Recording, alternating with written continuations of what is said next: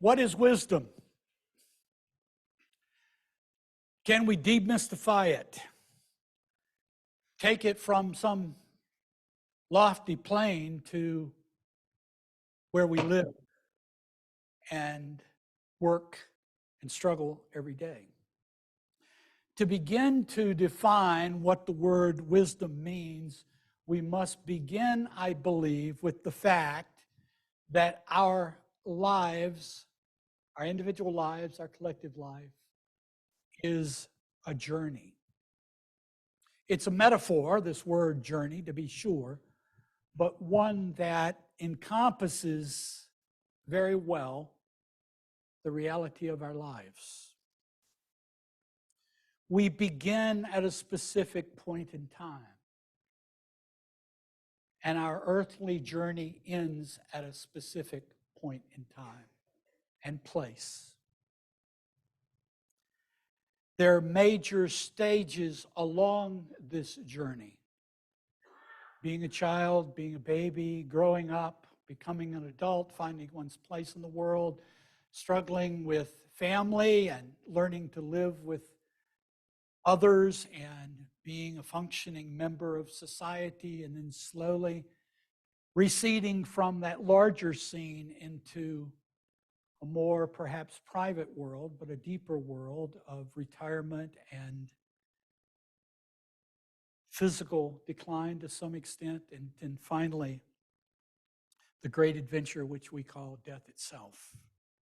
None of us escapes this journey or the signpost along it. None of us. We do not choose where we begin the journey. No one said to us,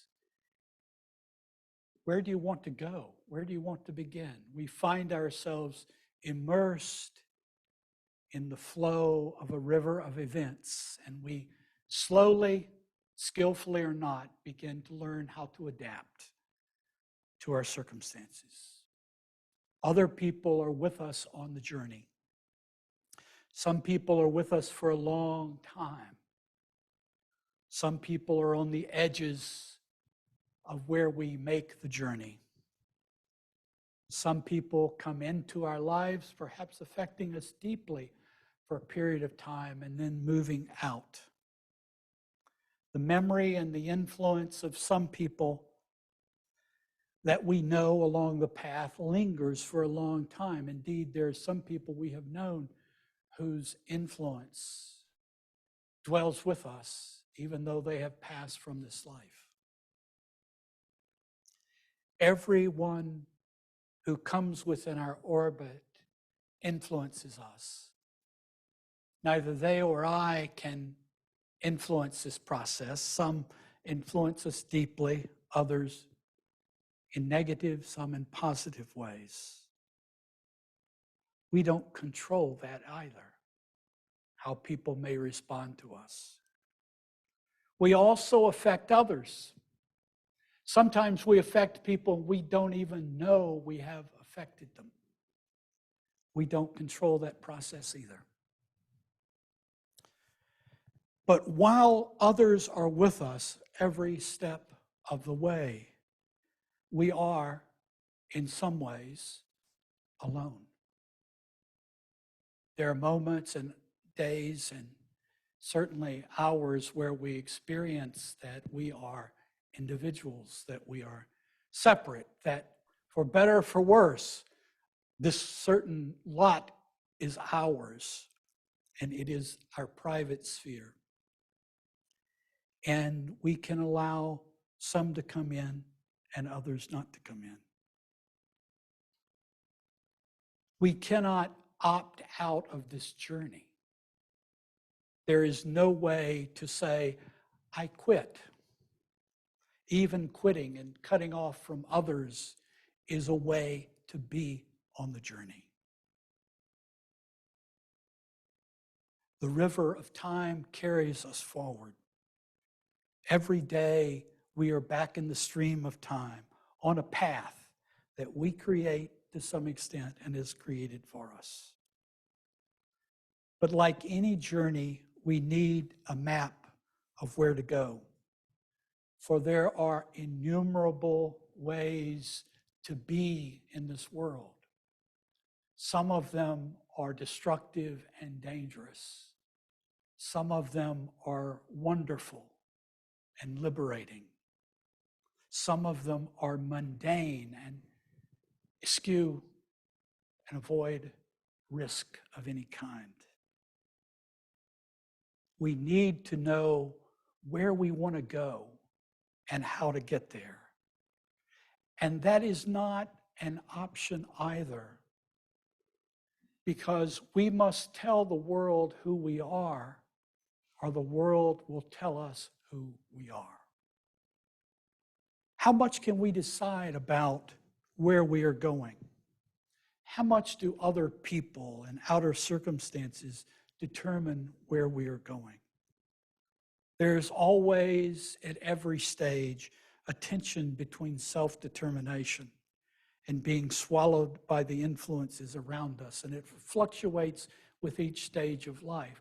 When Alphys and I had young children, our life was like a river that flowed based on the current of our children, what they were doing, what we wanted to try to get them to be. But now they're moving into that adult stage, and they are receding from our orbit.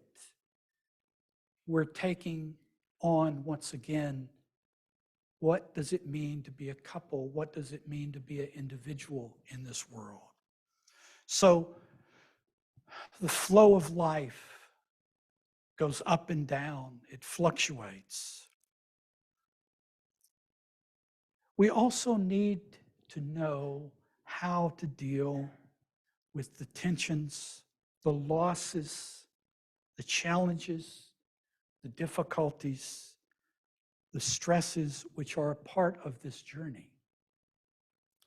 To live in this world, to make this journey, is to some degree suffer in some ways. Hopefully we can mitigate and decrease our suffering, but to live is to know loss, is to know hardship, is to know betrayal, is to know danger, is to know pain, is to know difficulty. How do we deal with that? How do we talk to the friend whose spouse is slightly lost into the world of dementia and who himself has his own problems physically, and his whole being is fixated around what can I do to ensure that my dear wife is able to be taken care of when I might be disabled or pass from this life. These are the struggles of life, and we need a way to resolutely deal with all of them. And how do we deal with the people who are with us in this journey? Oh my, most of the problems and difficulties of life arise from our relationships to other people, which are inescapable, in which we would be nothing without others, but they are also one of the sources of our anguish and our struggle. So we need a map for the journey, and we need instructions for the journey. Every time I come to this pulpit, I have pages of a sermon I've written to guide me through the sermon, so I won't babble too much. Behind me, I have an order of service which lists what every single person will do and is filled out with those parts that I will personally be a part of. If I need so much detail in instructions and a map for spending an hour in front of you, how much more do I need a map and instructions for doing this complex thing, unceasing activity called living in this world?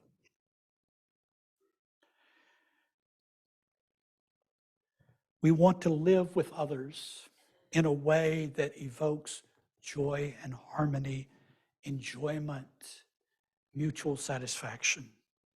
We want to survive and more than survive the challenges and tragedies of life. We want to be able to heal from difficulties and losses. And what wisdom is the thing that helps address us in our need with all these challenges. In our society, people relentlessly try to replace wisdom with religion. Religious authorities in their institutional base say to us, believe my religion, and it will address all the problems and challenges of your life. We have a truth that will save you, that is true for everyone. Believe us, believe me, and you will be saved. There are many charismatic leaders representing religious organizations who, because they have the gift of confidence, and because so few people have a sense of confidence in themselves, that confidence is deeply attractive. And they'll say, by God, if he's so certain, or she's so certain, I too should do what they are saying is true. Many people are taken in by the power of religion, which tries to take the place of wisdom. The truth is, every person is different. Each person must come to terms with what is true and real and important for them, what gives them hope, what gives them resilience, and what gives them strength and guidance for the living of the journey. This is hard for many people to understand, the inescapableness of our individuality as it relates to wisdom. At the opposite stream, and this is the group that UU ministers deal with the most, at the opposites of that are people who have been so wounded by religion that when they come to a place like this that does not espouse any specific religion, they think, my God, I am so free. And that group of people tend to eschew, devalue the importance of wisdom in the world. There are also quite a number of people who have wealth and good jobs and good professions and good income streams, and feel that frees them of any obligation to listen to the voice of wisdom, wherever it might come from. They feel, and they are in some ways so privileged, that they feel invulnerable and not in need of anything. Where is wisdom to be found? Well, it depends on the person, because each person has to feel and know to the core of their being, when they read or experience something, that is nourishing for them, that it is like a light in the darkness for them. What might be wisdom for one person could be meaningless for another person. Wisdom does not come in the form of a belief system, because that could never be. Because wisdom is what empowers the individual to be all that they can be. And this was being said by Aristotle long before the army started saying it, but it means something real and important, to be that self one truly is in the world, with the fullness of one's heart and mind. The thing that untaps that for the person is wisdom. Wisdom is exquisitely attuned to the needs in life and stage of life of each specific person.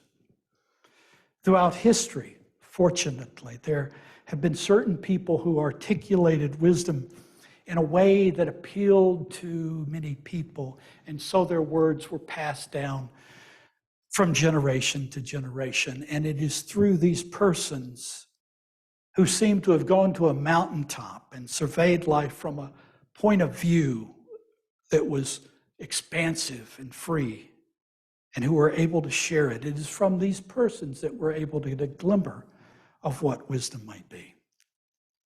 Wisdom can come from anywhere, out of religious traditions, humanistic or scientific sources, the words of a friend, the words of a stranger, nature, all the above or more.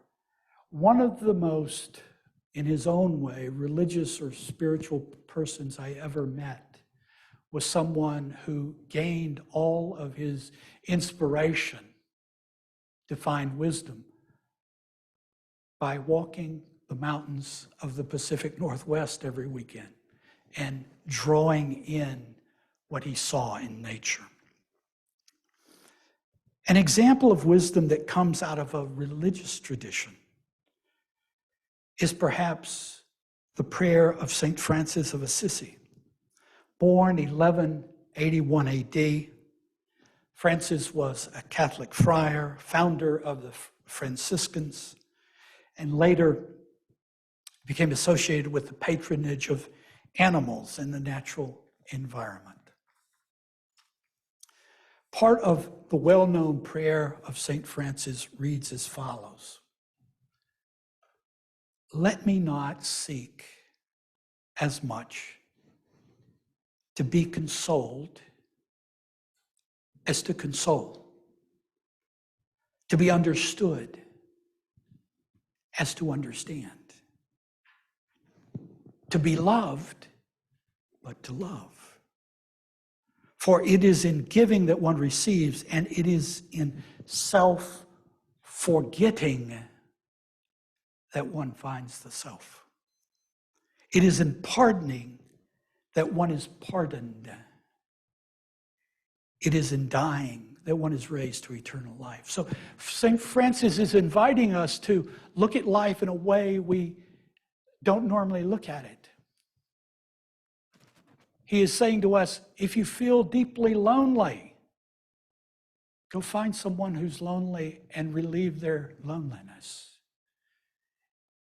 If you feel isolated, find someone who is isolated as much or more than you, or you think they are, and relieve their isolation. If you want to be pardoned and forgiven by certain people for this or that, and they won't do it, and they refuse to do it, and that brings you heartache, think of someone you can forgive and truly forgive them. If you have this incessant craving to be loved and admired, and you're not getting it from the people that you want to receive it from, he's saying, love someone who needs love. Show compassion and empathy for someone who needs that. And he's saying that is the way of liberation. And so he's reversing how we think and giving us a bit of a vision of what wisdom is. Another piece of wisdom comes from the opposite ends of the religious spectrum, Islam, in the form of the poet, well-known poet Rumi, an Islamic scholar, a Sufi mystic, born 1207 in what is now present-day Afghanistan. And he wrote the following well-known poem: "This being human is a guest house. Every morning a new arrival, a joy, a depression, a meanness. Some momentary awareness comes as an unexpected visitor. welcome and entertain them all. Even if they're a crowd of sorrows who violently sweep your house, empty it of its furniture, still treat each guest honorably. He may be clearing you out for some new delight. The dark thought, the shame, the malice, meet them at the door laughing and invite them in. Be grateful for whoever comes, because each has been sent as a guide from beyond. Now, that poem, just like St. Francis, points us to think differently than we normally do. In fact, it invites us to think the opposite way we normally do. If we are visited, to use his terms, by a depression, by a meanness, by a sorrow, our tendency is to run from them or fight against them. But what if we treat them as a guest, a revelation from something beyond? Something that is wanting to be heard in us, and to respect that, Rumi is suggesting. That is the way of transformation, just like with St. Francis. Now, St. Francis and Rumi were born in different centuries, in different environments, in different cultural and religious settings, but we recognize in each of them something called wisdom. But wisdom, remember, is just that thing that can help us in the journey. And that's the way wisdom comes to us, in pieces, in hints, in suggestions, in momentary revelations, in flashing insights that are lost quickly if we don't notice them. Wisdom is whatever and however it comes, that thing that helps us manage difficulties, challenges, losses, disappointments, and all the rest that is life. It is what helps us lead a more whole and meaningful life. It is what leads us, enables us to live more harmoniously with others, especially people we don't really like. Wisdom is what empowers us to be fully ourselves. It is never something we are compelled to believe. It is something that is intrinsically appealing and satisfying to us. Wisdom can be found anywhere. Your covenant that you read in every service is a piece of wisdom. It is a collective piece of wisdom, which you gave yourself. Wisdom, of course, must be practiced, or it is pointless. The appreciation for and the practice of wisdom requires support from others. We cannot do it alone. It is too fragile a process. And one of the purposes of a community like ours is to explore wisdom, discover wisdom, and to mutually support one another in the practice of wisdom for our lives. And that is what you do, for example, every Sunday when you read the covenant. UU communities are, as far as I can see, dedicated wholeheartedly to the learning of wisdom in a way that welcomes everyone, that is without walls, without barriers, without restrictions, except that those who enter here must have an appreciation for our basic principles that are the foundation of how we want to be. We are not dedicated to the promotion of religion per se. If you look around, this is a particularly austere worship space, but if you look around, there are no religious symbols from any of the major religions of the world. There are some symbols of the flaming chalice, but there isn't any symbols behind me or around me. And if you go to any Unitarian Universalist congregation in America, if you see a religious symbol for one specific religion, it will always be in juxtaposition with others. So it's quite clear that we are not promoting a religion or religion per se, although we recognize that wisdom can come from religious sources, as my quotes just suggested. We are dedicated as a community to the encouragement of wise living. We are committed to the idea that no one should be restricted from that pursuit. We are committed to the idea that wisdom can come from any source, religious, secular, scientific, humanistic, or in any other form.